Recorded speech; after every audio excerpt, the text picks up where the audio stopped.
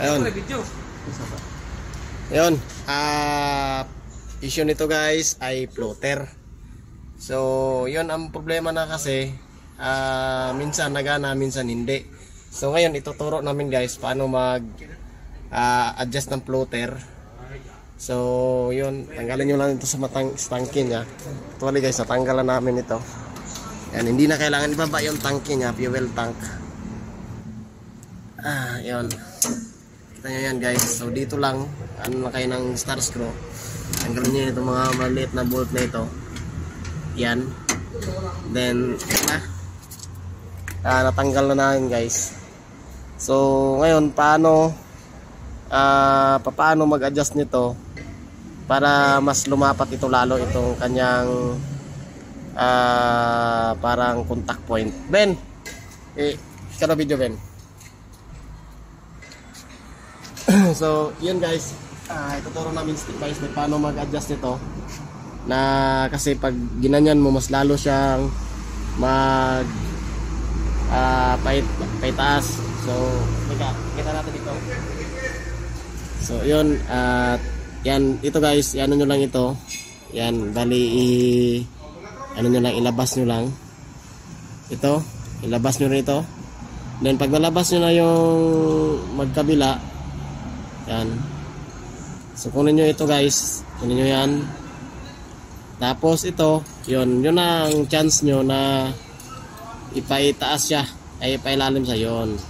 So yun guys, so diba, nakita ba? Ayan. So nakapailalim na siya. So ngayon guys, ang gawin nyo, step to, ilagay nyo ito, ibalik nyo ito. Yan. Ibalik nyo yan dito, yan. Yan. Tsaka ibalik nyo itong kanyang lock. Yan. So di na kailangan bumili ng bagong floater guys. Yun lang. Yun lang ang pag-adjust. So yun. Sana may idea kayo nakuha.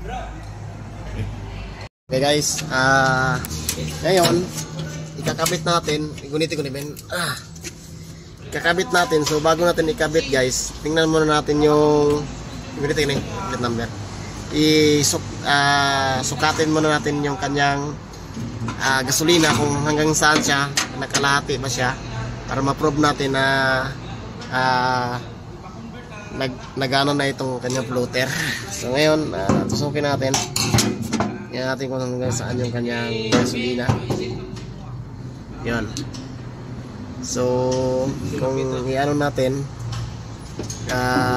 parang malapit siya sa kalahati. So okay, tingnan yung kamay. Yun, parang naabot ng kamay ko. Yun, parang kalahati pa guys dito. Okay, so ngayon pag nakabit na ito, tingnan natin doon sa panel gauge. Okay, kabit mo na. Shoutout pala sa mga scrum owner dyan. Ito yung pang-scrum na mga floater. Kasi unang tinest namin itong kanyang wire na papuntang panel gauge guys, ay nilagay namin sa ground. Yan, may ground man dito. So dito namin yan nilagay sa body ground niya. So yung panel gauge ay umakyat naman, naging pole naman siya. So ibig sabihin yung panel gauge niya ay working. So kaya ang problema andito sa fuel floater niya na. So ingat-ingat lang guys. So, huwag kayong mag-direct na nakandito pa sa loob, baka mag-spark. Huwag nyo directan ito ng positive. So sa mga electrician lamang ito. Okay, sige, so kabit na natin. Another ano pala guys, itong kanyang katawan ng floater natin, itong kinaano ng bolt. So yun yung nagsisilbing ground niya dito, na kumukuha siya dito sa tangke. Itong tangke kumukuha sa body ng ground. Kaya nga yung bolt nito sa chassis nakalapat, kasi nga dito siya kumukuha ng ground. So ibig sabihin ang continuity niya ay nasa ground. So yung sa panel gauge, ang nag-activate doon sa kanyang gauge ay ground. So ground activated yun siya. So nangangailangan siya ng ground na galing dito sa tangke, galing sa body ground ng tangke. So kailangan nakalagay yan para yung body ng ating floater ay magkakaroon ng ground. Sige. Okay, so yun, tanda na, matisting na. Ayun, so yun, sobrang kalahati. ang ating gauge. Okay? So yun, sa mga scrum owner, dapat alam nyo mag-DIY ng floater. So ito yan. At once again guys, suportahan yung YouTube channel natin, Mechanic Runs. At yung Facebook channel natin, Kapilyo Run. So i-follow nyo guys para